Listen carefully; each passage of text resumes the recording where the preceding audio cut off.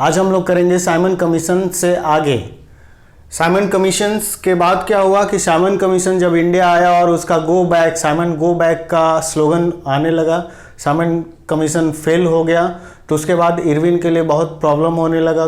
Viceroy Irwin बहुत problem face कर रहे थे।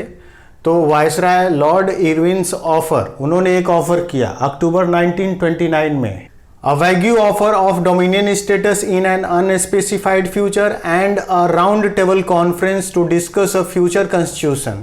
It did not satisfy the Congress leaders like Nehru, Bose, etc. ये सब लोग रेडिकल्स लीडर्स थे।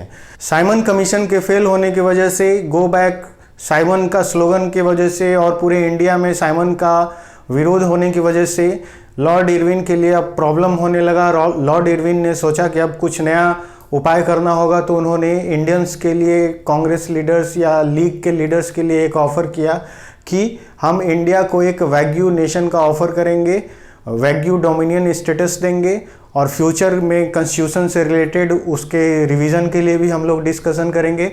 और ये कब करेंगे ये कोई टाइम नहीं बताया गया, अनस्पेसिफाइड फ्यूचर में किया गया।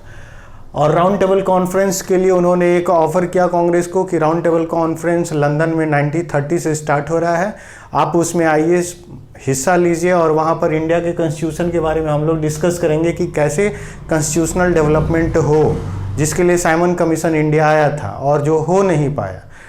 तो इस ऑफ़र से कांग्रेस और बाकी सारे रेडिकल लीडर्स जैसे कि नेहरू, सुभाष चंद्र बोस और भी लोग, ये लोग सेटिस्फाइड नहीं थे और इन लोगों ने लॉर्ड इरविन के इस ऑफर को नहीं माना। लॉर्ड इरविन के वैग्यू डोमिनियन स्टेटस वाले ऑफर को जब कांग्रेस ने, उसके रेडिकल लीडर्स जवाहरलाल नेहरू और बाकी लोगों ने नहीं माना, तो उसके बाद एक दूसरा कॉन्सेप्ट लाया गया, पूर्ण स्वराज। पूर्ण स्वराज का कॉन्सेप्ट जवाहरलाल नेहरू का लाया हुआ है। ये दिसंबर 1929 में लाया गया। दिसंबर 1929 में कांग्रेस का लाहौर अधिवेशन हुआ और उस लाहौर अधिवेशन में ये डिसाइड किया गया कि कांग्रेस अब पूर्ण स्वराज की तरफ आगे बढ़ेगी। पूर्ण स्वराज दिवस हम लोग मनाएंगे, भारत का सेलिब्रेशन, भारत की आज़ादी का, इंडिपेंडेंस डे का सेलिब्रेशन करेंगे। और ये सब कुछ उस दिसंबर 1929 में अपनाया गया। इसमें क्या हुआ कि पूर्ण स्वराज दिवस को मनाने के लिए इन लोगों ने 26 जनवरी 1930 का एक डेट फिक्स किया। Declare that 26 January 1930 would be celebrated as the independence day where they take a place to struggle for complete independence. इन लोगों ने लाहौर में रावी रिवर के किनारे भारत का तिरंगा झंडा फहराया और उस दिन डेट था 26 जनवरी 1930 और उस दिन भारत का पहली बार इंडिपेंडेंस डे सेलिब्रेट किया। But it attracted very little attention, क्योंकि उस समय इतना टेलीकम्युनिकेशंस नहीं था, लोगों को पता भी नहीं चल पाया और इस तरीके से ये सेलिब्रेशन अधूरा रह गया और इसका बहुत ज़्यादा फ़ायदा सबको नहीं मिल पाया और बहुत कम लोग ही इस दिन और इस सेलिब्रेशन के बारे में जान पाए। Mahatma Gandhi had to find a way to relate this idea of freedom to more concrete issue of everyday life, salt।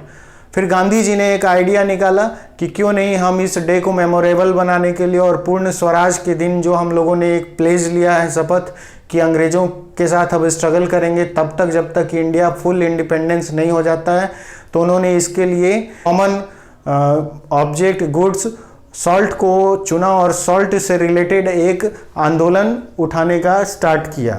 Gandhi ji ने अब एवरीडे लाइफ के एक टॉपिक सॉल्ट को उठाया और सॉल्ट का जो टैक्स बढ़ाकर उसके प्राइस को बढ़ा दिया गया था, उस टॉपिक को गांधी जी ने इस एवरीडे लाइफ के लोगों के, कॉमन पीपल के चीज़ों को जोड़ा और उस तरीके से सॉल्ट मार्च का बैकग्राउंड तैयार हुआ।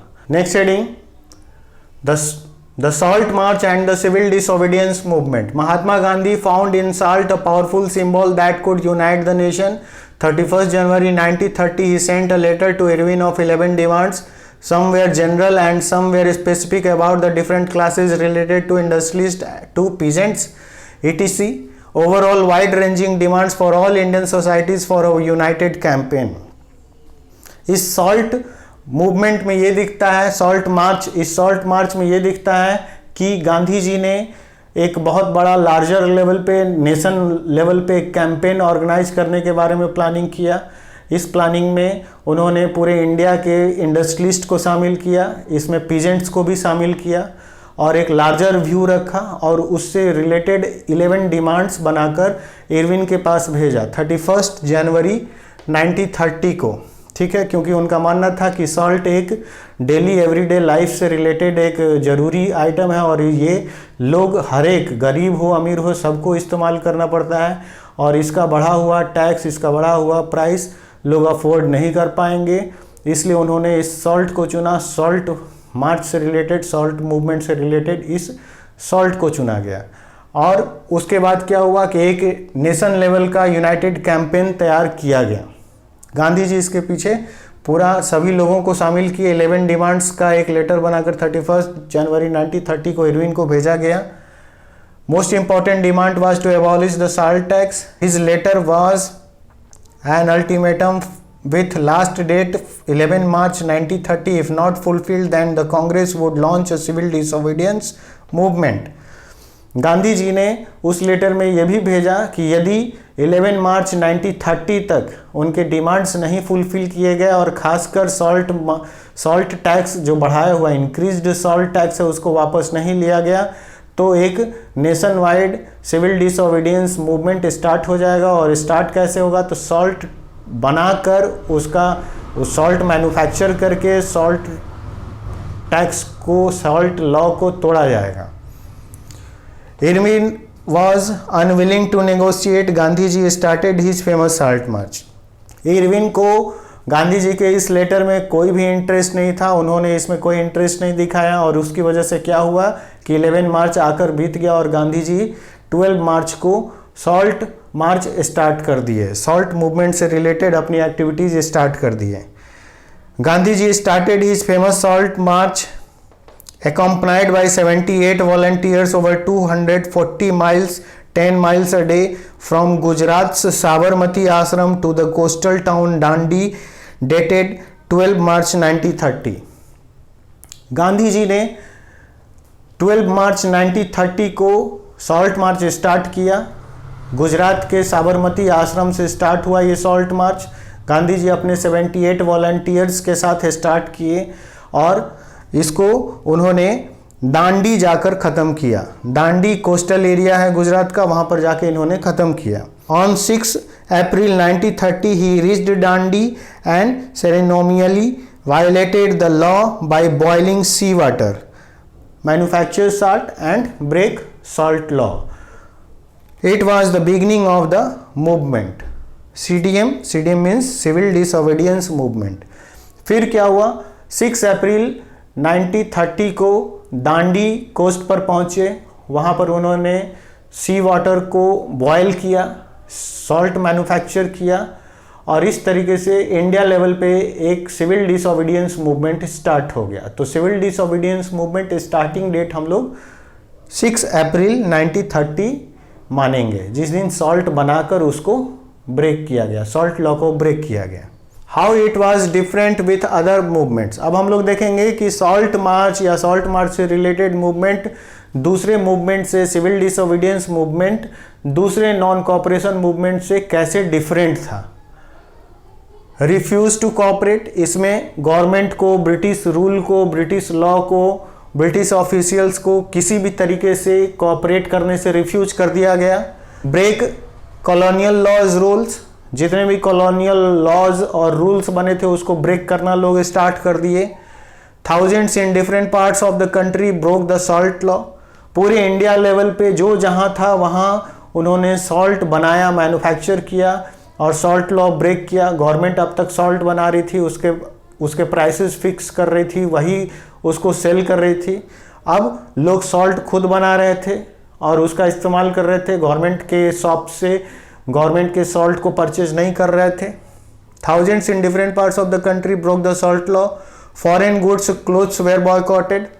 पहले भी ये हो चुका था, इसमें भी हुआ। फॉरेन गुड्स, फॉरेन क्लोथ्स को बॉयकॉट किया गया, उसको बॉन फायर करके जलाया गया। लीकर शॉप्स वेयर पिकेटेड और अदर शॉप्स वेयर पिकेटेड। जितने भी गवर्नमेंट शॉप्स थे और इंक्लूडिंग लीकर शॉप्स, शराब की दुकान है, उसको पिकेटिंग किया गया।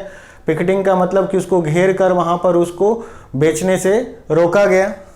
पीजेंट्स रिफ्यूज टू पे रेवेन्यू एंड चौकीदारी टैक्सेस, जितने भी किसान थे वो लैंड रेवेन्यूज देने से इनकार कर दिए, उन्होंने रिफ्यूज कर दिया, चौकीदारी टैक्स भी देना मना कर दिया। Village officials resigned, forest laws violated, going into the reserve forest to collect wood, fruits, vegetables and graze their cattles. Village officials जो उस रिजर्व फॉरेस्ट के आसपास रहते थे या फिर प्रोटेक्टेड फॉरेस्ट के आसपास रहते थे, उन लोगों ने अलग अलग तरीके से सारे अपने अपने पोस्ट से रिज़ाइन कर दिया। उसके बाद क्या हुआ कि फॉरेस्ट लॉ वायलेट होने लगा। फॉरेस्ट लॉ यही था कि रिजर्व फॉरेस्ट में बिना परमिशन के लोग नहीं जा सकते थे, वहाँ अपने कैटल्स को ग्रेज नहीं करवा सकते थे, वहाँ से फ्रूट्स, वेजिटेबल्स और फ्यूल, वुड ये सब कलेक्ट नहीं कर सकते थे। अब ये सब लोग करने लगे क्योंकि उस रिजर्व फॉरेस्ट को प्रोटेक्ट करने वाले चौकीदार भी नहीं थे।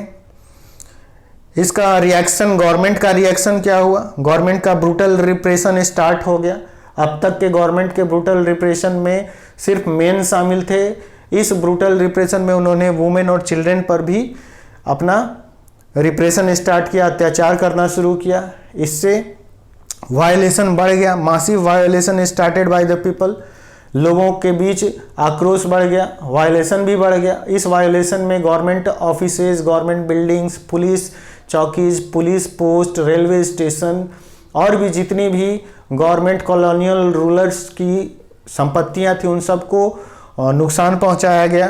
Due to it Gandhi ji called it suspended the movement with Gandhi Irwin pact 5 March 1931। इसके बाद गांधी इरविन पैक्ट हो गया। गांधी जी भी इससे बहुत तकलीफ में थे कि इंडिया में वायलेशन होने लगा है। उनको पता था कि वायलेशन में अंग्रेज जीत जाएंगे, इंडियंस नहीं उनको फेस कर पाएंगे। और इस तरीके से जब इरविन ने उनको ऑफ़र किया तो गांधी इरविन पैक्ट 5 मार्च 1931 को हो गया। और इसकी वजह से गांधी जी ने तत्काल सिविल डिसओबीडियंस मूवमेंट को सस्पेंड कर दिया, कुछ दिनों के लिए रोक दिया। और इसमें इरविन ने उनको ऑफ़र किया कि आप फर्स्ट राउंड टेबल कॉन्फ्रेंस में तो नहीं आए, तो second round table conference London में शामिल होइए और वहाँ पे हम लोग फिर से कॉन्स्टिट्यूशनल रिफॉर्म के बारे में डिस्कशन करेंगे और इंडिया के लिए कुछ अच्छा कॉन्स्टिट्यूशनल रिफॉर्म लाएंगे।